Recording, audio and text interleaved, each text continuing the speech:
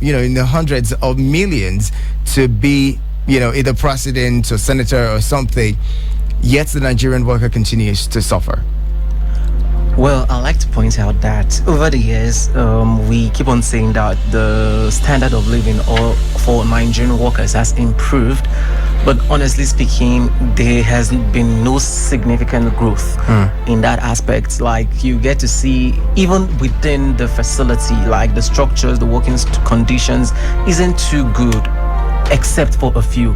So it's actually, I don't want to say that we are doing well, but we can still do better, because we are in a pitiable condition in most cases. You have states where workers are actually, shall I say, denied their pay. We have states where the governors are celebrating the fact that they are paying salary on a constant basis, and that is being applauded to them. And I begin to wonder, is this something that should be applauded? A governor should be applauded for the fact that he is good in establishing infrastructure, good in establishing healthcare system for his community or for his citizens. But you paying the workers their wages, what's due to them, for putting in work. It's like their rights, they have worked, so they need to be paid. So it's not something that you should tag it as an achievement. It's not something that you should tag as an achievement, and it's actually good. Every midday you get promises being rolled out as usual. I think we are good with laying out speeches, long protocols. You observe, how the speech comes in with each bullet itemized, but yet we're not really doing it well. And I think it's a call for us to get to do it well, because we are evolving. Nigeria needs to move to that level where we enough of the speeches. Let's do action. Let's lower the talk and do the action. Let the action be the voice and not the voice.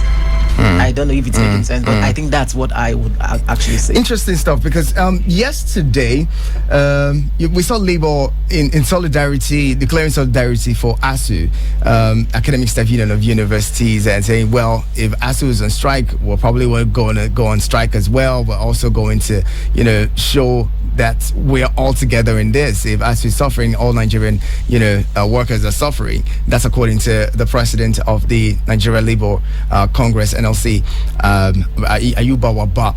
In a situation where the higher institutions, and not just higher institutions, also primary schools and,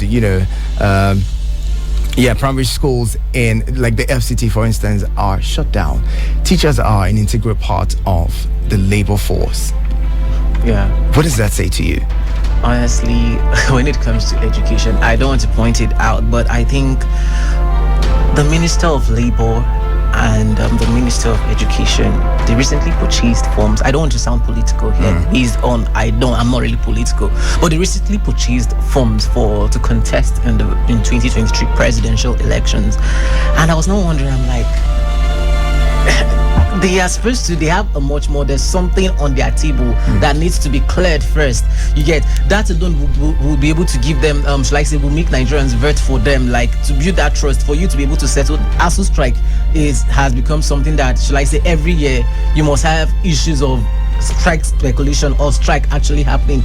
ASU strike has gradually become like a culture in Nigerian educational system, except if you are or you get to attend a private university. It's like it's virtually inevitable for you to engage in ASU, for you to go through your schooling system without encountering strike. Without going on strike. And like during my university days back at the University of Jos, there was a time that we also had internal strike that lasted for almost 6 months. At a point, the then minister from the state had to interfere, and then it was internal strike. So while other federal universities were ongoing, we were at home. And then when that came up, then there was another national strike, nationwide strike by ASU. So you get to realize that these demands are not met. And then if you look into these demands, these are the ASU are actually, shall I say, agitating for the betterment of the education sector. As I pointed out clearly, our working condition is not really too good. We can't say we're the giants of Africa, yet we are not even ranked among the top 5, or shall I say, like, at least we should have about 3 or 4 of our universities being ranked among the first 20 in Africa. And we barely get to see that, only a few. And I don't want to mention their names, but those of you can go online and you get to see that after the one or two that get to be mentioned, the gap is far. We are not really doing well. So I think it's the issue of strike. It's something that it's not really making sense, and it's a good thing that that the Labour are actually coming on force. Probably this will trigger the government to take action as swift as possible. But I think everything we pointed out to the government, but these are things that need to be put in place if we are agitating for a betterment of the country. We need to ensure that these things are actually in place so that we can have better standard of living and better quality education, so that the standard of living of Nigerians, if it's good enough, trust me, the series of things that the uprising we're seeing in the country will be stunted to the barest minimal. Well, let's talk about safety of the Nigerian worker. There's several organizations where Nigerian workers are engaged, but their safety isn't even taken care of. Industries or factories, you have Nigerian workers in factories where they don't even have the first safety measures put in place. Helmets, for instance, all those people work with hazardous chemicals and they're not taken care of per se. What kind of safety measures should be put in place to ensure that Nigerian workers, at least when they go to work, are safe? If we can't even better their welfare or the living conditions, at least while they're at work, they should be safe. I work with the Occupational Safety and Health Association, and what we do is to ensure that, based on our mandate, in consolidation of our mandate, we are creating awareness and advocacy to ensure that fatalities, accidents, and incidents at workplaces are stunted to the barest minimal. Nigeria was recently ranked among the least when it comes to safety compliance, and you get to realize that virtually every day you get to see things that, shall I say, possible hazards, like it's like a ticking bomb waiting to explode. Our safety consciousness is terrible. Our safety, shall I say, compliance is terrible. You get to see that, like, each time I speak, there was a time I went for an event at PTDF. I don't know why I keep on calling PTDF building the one at Central area, but it was an event, Odobiri Oil Summit. I don't want to go into details about what the event was, but I was a guest at the event, and one thing that got my attention was that while we were all seated pre-call to the event, there was an orientation on the screen telling you about, okay, welcome to the PTDF building, just a little fact about the building, and then the next slides that came up was a safety orientation, in the sense that they were telling people that if in case of fire, don't use the elevators, drop all your equipment and run to the muster point. They were giving you graphics, and everything was perfect. The voice was good. It was infographics, but you were dishing out knowledge. So that thing played for like almost 10 minutes before the event, and I was now seated, I was like, wow, this is good. And if organizations, event centers and whatnot can look into creating something like this, it won't cost you anything. It will just cost you getting a videographer and getting someone to do the voicing, but it speaks about your level of safety consciousness. That is what that speaks. And I've been to a series of events, but that is the only event that I have seen where that thing is done. Now, you were seeing people, they're saying, okay, there's a muster point, like everything was so same, and it boils down to me that for that to be played, it means that part of it was that some of their workers were like actually trying to exemplify what should, in case of they were exemplifying what was actually happening, and it points to the fact that organization are actually good when it comes to safety compliance and safety consciousness. It means that their workers have been educated and enlightened in terms of safety. It means that those people that, if perchance a hazard or like a disaster should occur, maybe it's fire or whatnot, they already have the consciousness, they already have the knowledge, and they know what to do and how to go about it. So therefore, if a hazard we don't pray for, but perchance if that should occur in that facility, I bet you that you have the least casualties compared to any other facility. Just of recent, shall I say, there was a time during the COVID-19 where I think the office of the Auditor General got burnt and that kind of thing. Like I was like, okay, it's good that we're actually on lockdown and workers are not at work. Now, imagine if there was workers were actually at work. Imagine the period of time that it took the fire service to intervene. Imagine, most of our buildings don't even have fire alarms. I want to point to the fact that a good number of people don't even know what fire alarms are. being a media person, I go to the street intermittently to conduct street interviews to get to know people's opinion, but especially as it entails safety topics. And what I talked about was it was my reaction to the Karimo Market fire disaster. Now that market had there was a fire disaster sometimes in June last year. So shall I say barely 8 to 9 months, there's another disaster. I then went towards Rusi and I was asking, how many people do have fire extinguishers in their houses? A good number said they don't have, like, the typical Nigerian, we keep on saying we don't have, but others actually say they do have. But then they have it in their cars and not in their houses. And I'm like, it points to the fact that, okay, most people actually got those fire extinguishers in their cars because the federal road safety will actually probe you if you don't have that. And a woman said, she was honest, she said, I have in my car, but I don't know how to use it. But that she was like, not until recent that I know how to use it. So you get to realize that some of these fire extinguishers actually even act as figurines in the car. They're just like deco, just like you have some people that will put some kind of figurines in their car to decorate it. That's what those fire extinguishers serve as. So it points to the level of the fact that the safety consciousness of Nigerians is not good enough.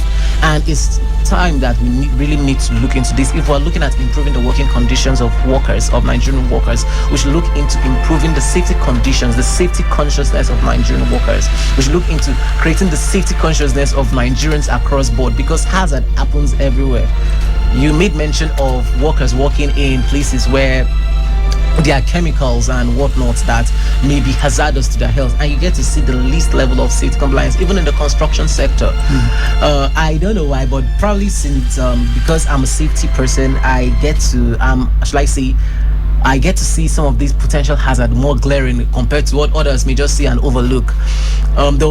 If you're conversant around Nyanya, the road is being expanded at the moment, and there was time that they made 2 big billboards that had to be like dismantled because I think they wanted to expand the road. But then when they realized that they were done with what they needed, they were reenacting those billboards.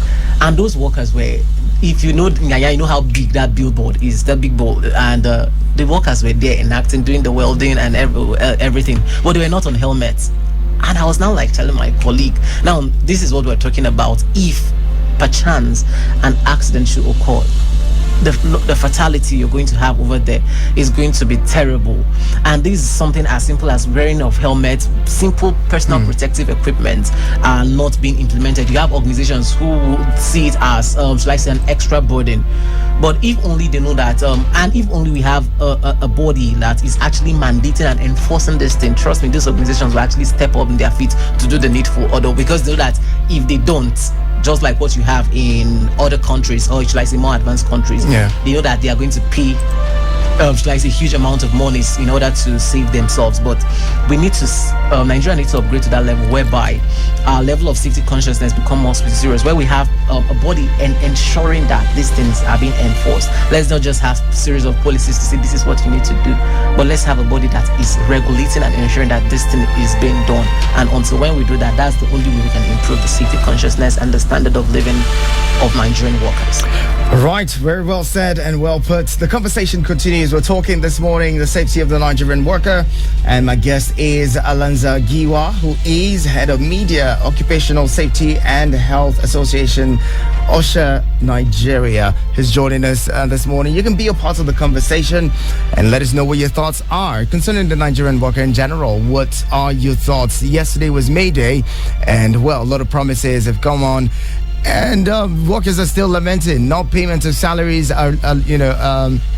allowances, non-payment of pensions, arrears, and all that stuff from states and even federal government. Let us know what your thoughts are. 090-7353-0044 and 090-8766-8888. Those are the numbers to call. This is your radio experience. You can count on your Onto Eagles Outlook. And this morning we're talking about the safety of the Nigerian worker. Yesterday was Workers' Day, with all the promises heard. For those of you who have followed, the Edo State governor has said, well, we are going to increase the minimum wage. And people are calling into political statements saying, well, people make promises when they see the elections around the corner, and so they make these promises that they cannot keep. Government is saying we're broke. Federal government saying they're broke. The state governments hit hard by the deductions made for from the allocations, and they're saying, well, salaries are going to be hard to pay.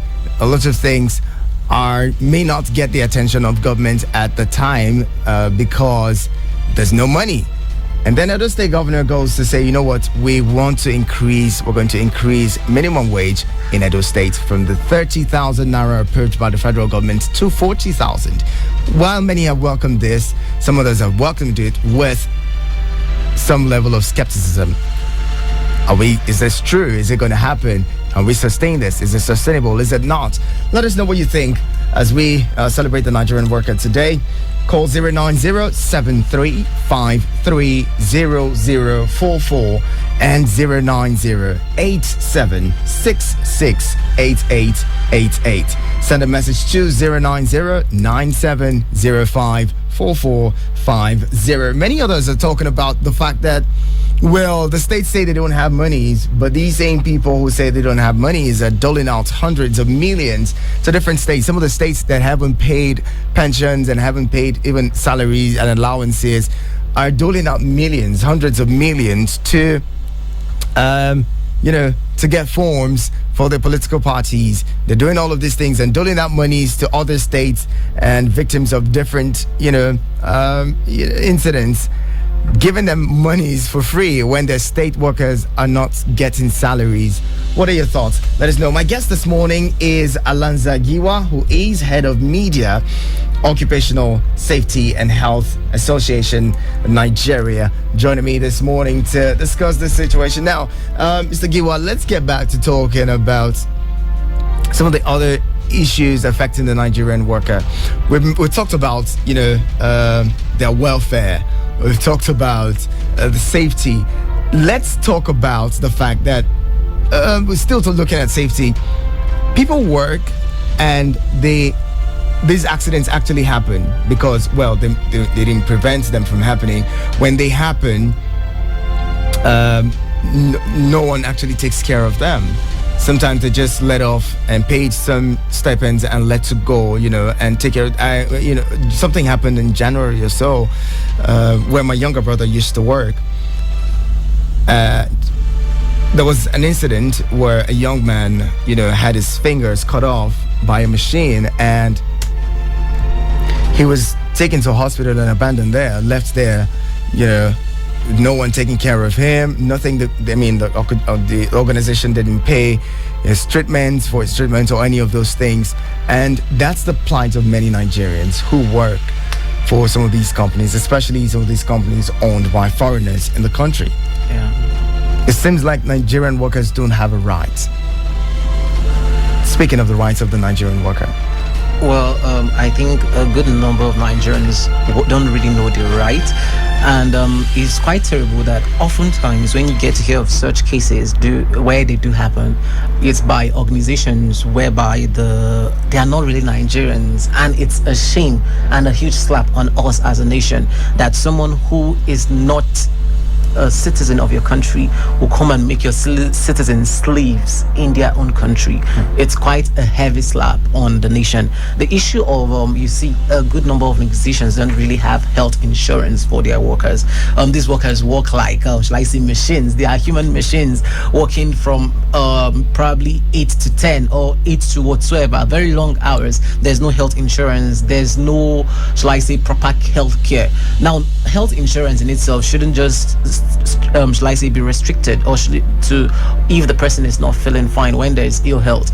I was in a conversation with one of during a conference. It was organized by the American Society of Safety Professionals, and there was this man who is from Canada, Mike Shons, that's him, and we're having a conversation because my last publication was on the effect of the COVID-19 pandemic on the mental health of employers and employees, and in that publication I got to outline the effect of mental health because no one really prepared Nigerian workers for that. Now, the issue of mental health is something that is not really, it's something that we easily want to shelve, we sweep it under the carpet, but it is something that is really critical for every functioning organization. He said, and I quote, that in a standard organization, they need to have a health and safety expert, just like you should have HR personnel, because you can't expect, this was his words, you can't expect a worker to come to work with a face looking all dark and grumpy and expect the person to handle a machine. You get? Now, people do go through a lot, is a fact. But if you have a standard whereby people, you have a level of rapport with your workers, you are able to establish, okay, this person, he's not really looking good. What is the issue? Do you think this person can be able to handle this machine? You may get to address some forms of fatalities. Conversely, on the other end, when these fatalities do occur, these people are actually working for the betterment of your organization. It is the responsibility of that organization to ensure that the medical bill of that person is being handled to the peak. Like, no pain should come out from that worker, but yet we don't have that happening.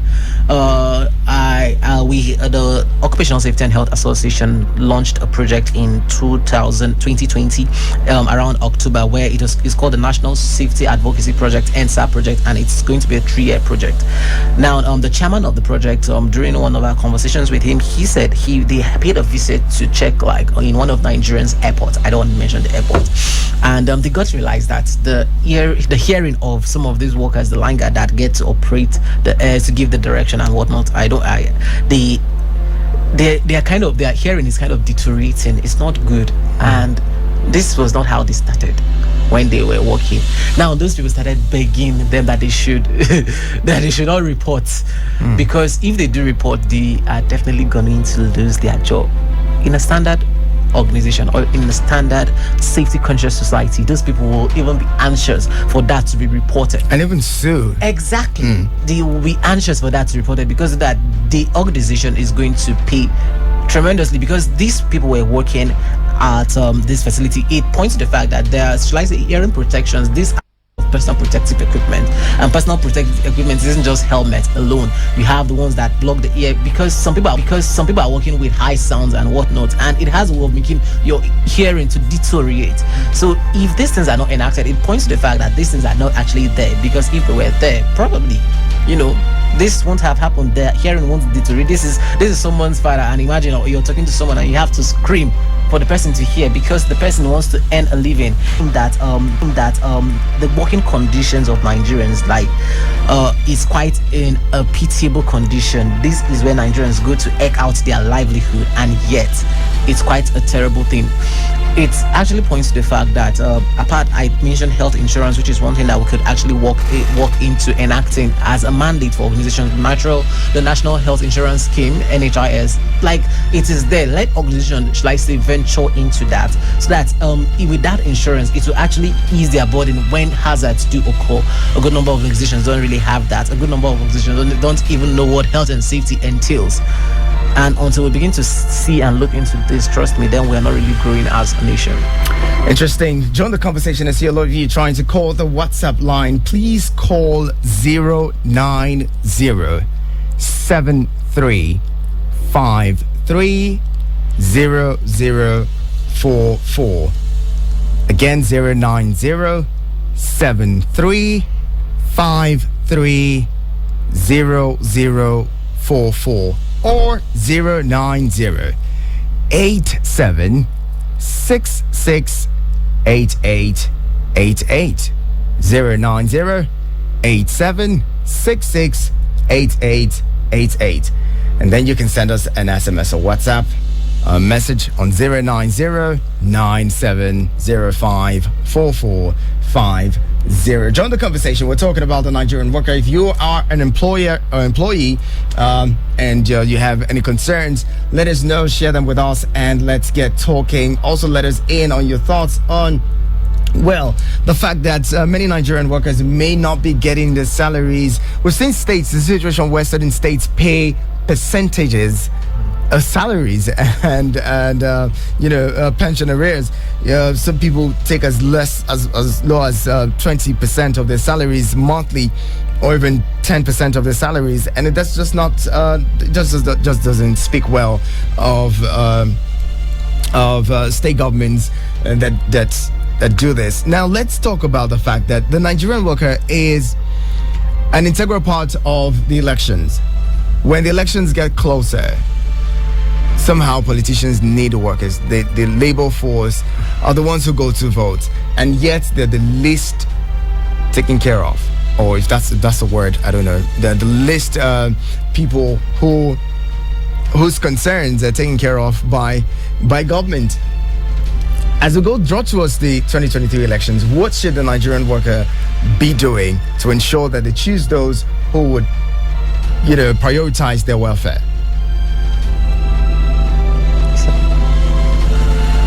As we draw towards 2023, what should the Nigerian worker do, or the labor force do to ensure that they select people who would prioritize their welfare? Well, I think this is about that time where, with the 2023 elections nearing, or should I say drawing near, you have people promising and rolling out promises. But it's also a fact to point the people who are already unset. What have you done? Let's examine what has this person done, if even in the list of office, because a good number of these people who are stepping into the scene are actually have been in one position or the other. Let's have a review of what that person has done, what has been the person's achievements. Let's have a SWOT analysis of that person. What has been the person's strength, what's the person's weakness, what are those opportunities that the person had and the person optimized, and what were the threats to that person's administration, and how was that person able to identify and address those threats. A thorough SWOT analysis of people should be a key thing. Let's not just look into electing people based on sentiments, based on the fact that this person is from my side, based on the fact that probably if this person is here, I may have benefit. Of course, equity is one thing we should look into, but then I think it's time, like, if we do care for our own well-being, you get to realize that the economy is not really, over the years we have seen an astronomical rate of inflation. Things that we used to buy for as low as 120, take for instance spaghetti, used to be 120, is now 350 naira and still rising. You get to see that things that used to be as affordable as before, the standard cost of living has, gone up. It's kind of pretty challenging for people, and even the money you may be earning quite, assuming you're earning 30,000 naira, it may seem like a big money then, but not now, because once you're able to buy food and the rest, you get to realize that what you're left with is only meager, and it can't even suffice for the rest of the month. And then you get to find some of these workers not really being too dedicated in order to give the best of the service delivery. These are things you need to look into. Now, for us, as the 2023 elections is approaching, I don't want to say that let's just go out and vote, but let us vote wisely, because any mistake we do make right now, we're going to stay with it for the next 4 years. And trust me, 4 years is a long time. It's not a short time. 4 years, oftentimes it ends up, or maybe even 8 years. It becomes 8 years because the person we want to vote to recontest, and because the power of incumbents is still there, and you have to deal with this for the next 8 years. So let's go out and vote. Let's just vote rightly. Let's go out to let's examine this as people are declaring interest. I think we should be reviewing them. We should be reviewing what has this person achieved in the little office that the person has held. If the person was, let me say, take for instance, like I don't want it to look like I'm lashing, but I recently tweeted and I was like, I said it's a shame that the Minister of Education and the Minister of Labor are actually out there to declaring presidential interest when Nigerian students are actually out there sitting at home. Now, the first thing, it's like a call to action, because it's a shameful thing that you're declaring presidential interest. Students are the ones who will vote for you. Nigerian parents are the ones who will vote for you, yet their children are at home. Their children have been home for like how many months now? 4 months, and still going and still counting, sitting at home doing nothing. Some of these workers are not properly paid. These are things you need to address, because I also want it to look like, okay, within this the entire system duration, the past 3 years, what have they done? Because we may begin to see a level of whereby people will want to appease so that they would actually go into office. But let us examine, what has these people done?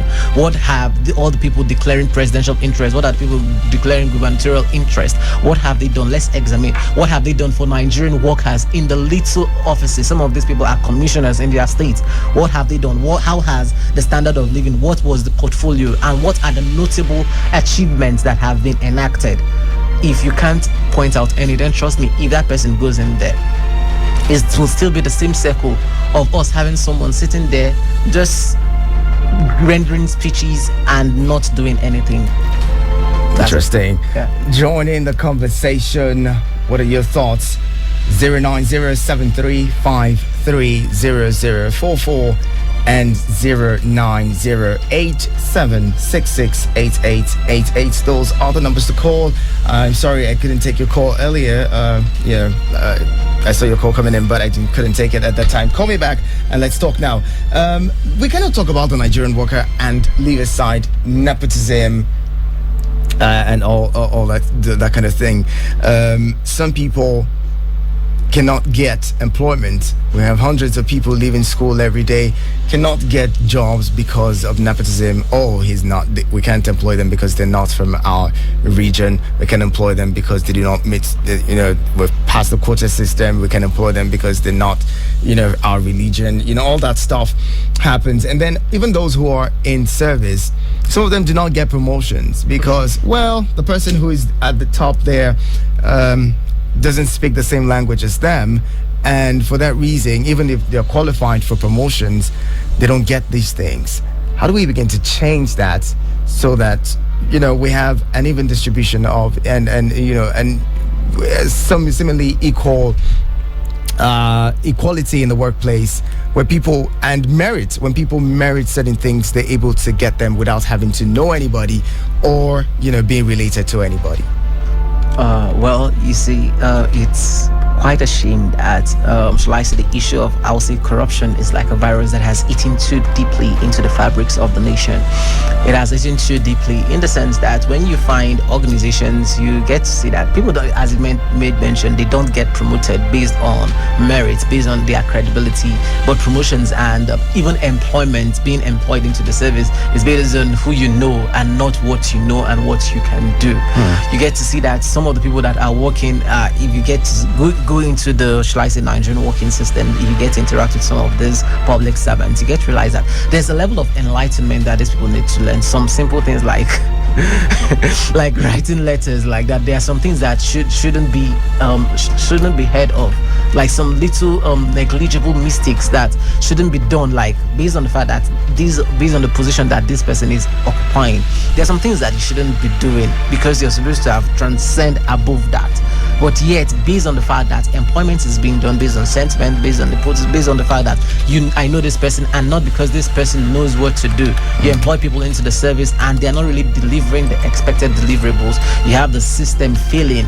These people are just there, they go to work 8 and are anxiously waiting for 4 o'clock to clock so that they can go back home, and it's a circle. They just go in, wear clothes, and sometimes you go to it's a shame to go to public offices and get to realize that the place looks, shall I say, dead, because there's no livelihood, like as compared to the private sector, because the private sector knows that they have to be up and doing, otherwise you are not getting paid, otherwise you may just be relieved of your duties if you don't deliver what is expected of you.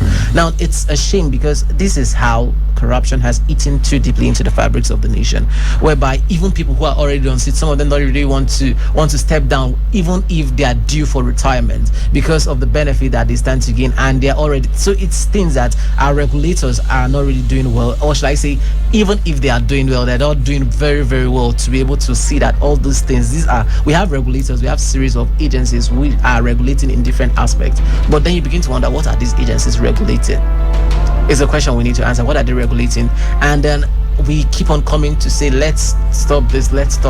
But unless if we take actions, unless if perchance someone is used and then shall I say, as an exemplary to others, you understand, that is when we begin to see things change. Otherwise, this is a circle that will keep on going on and on and on. Let's have scapegoats. Interesting stuff there. I bring in this caller. Hello, good morning. What happened? Try to call me back. The conversation continues. Keep it with us. 9:48 is the time. We're wrapping up the conversation here as we are discussing this morning the plight of the Nigerian worker and the safety as well of the Nigerian worker. My guest is Alanza Giwa, Head of Media, Occupational Safety and Health Association Osha, Nigeria. Thank you so much for staying with us. The conversation continues. Be a part of it as we close. Let us in on your thoughts. 09073530044 and 09087668888. Oganamano Austin from Ado Nasarawa State here says, we are not new to government promises every year to Nigerian workers. Promises government has never one day fulfilled. Nigerian workers are the least paid in the world. There is nothing to write home about their welfare. Oganamano, thank you very much for that one. And well, Mr. Giwa, we are looking at a situation where the plight of the Nigerian worker gets better, the living conditions of the Nigerian worker gets better. Everything is expected to be being done to ensure that the Nigerian worker is happy. As we close, what areas do you think should get prioritized attention so that the Nigerian worker can begin to live better? Well, I think first of all, Nigerian workers are one of the least paid. And when I was in University of Jos, I did mention I postulated something during one of my shows. Then at our campus radio station, I said, how about we have something like a maximum wage? Let's not just have minimum wage. And then I went on to read maximum wage should be like the highest amount of remuneration whereby someone will earn. And based on the proposal was that it should be like 1 to 100 shall I say percent. Now if you're having a site where it has a maximum wage, if the minimum wage is 30,000 naira, the maximum wage will be 3 million. In essence, no government worker will be earning above that. So that way it helps to keep like a level, a standard whereby people are not earning below and people are not earning excessively, and the standard will be it helps to keep the society in check. It's something that I think probably we might never look into it as a nation, but the idea was actually sweet and interesting for the fact that if you have that, the issues that if the highest person is earning 3 million, that's the highest level. Definitely the cost of living will be fairly standard, will be fairly conducive for each and everybody. If the least is earning 30 and the highest is earning 30 million, you get to realize that a lot can happen within that. You have a situation whereby the least of Nigerians is earning 30,000 naira and the highest is earning quite high, which of course, but then the cost of living is only good for those who are earning higher. You have people that even if are in the public service, until you reach a particular level before you can be able to say you're really comfortable. Otherwise you just be there and you're just earning peanuts. And what do you expect? These people will not be able to give the best of their services because they know that the little that they do earn, you get to know that transportation is quite high. The food and everything, it's still rising. It's not stepping down. Inflation is constantly rising, and the income and cost standard of living is not really rising with that. Like it's still the same figure. Now trust me, within the next few years you may get to say that there may be another agitation to increase the minimum wage. But when you do increase the minimum wage, what are the check and balances you're enacting to ensure that people remain at a fairly, shall I say, standard? Because at the end of the day, if the income, shall I say, the minimum wage gets to rise again, another inflation will rise with it, and before you know it, we're still back to the same level where we were before. There's no significant growth. So let's look into improving the standard of living. Let workers also who are working in workplaces be assured of their own safety. Let's have a level of a society whereby things that as meager as healthcare facility can probably be given for free. If you have that given for free, it takes a huge chunk out of the burden for the worker. Absolutely. You get the point. Like I think some governors have been able to enact free healthcare for pregnant wives and children between the age of 1 to 5. That has gone a long way, trust me. And if we can have that, let me say pregnant women have free treatment. Some issues like malaria and the rest, if you are down, you get free treatment. It will go a long way. So improving healthcare is one thing, improving standard of living is one thing. So if we can look into that, I am certain that we will move to a higher level. Interesting stuff. Thank you so much, Alan Zagiwa, Head of Media, Occupational Safety and Health Association, OSHA, Nigeria. Thank you so much for talking with us this morning. Really appreciate your thoughts. Well, IMF says inflation may hit 16.1% in 2022, while majority of Nigerians remain at 30,000 minimum wage level. Olije is here, guys. Good morning, Olije.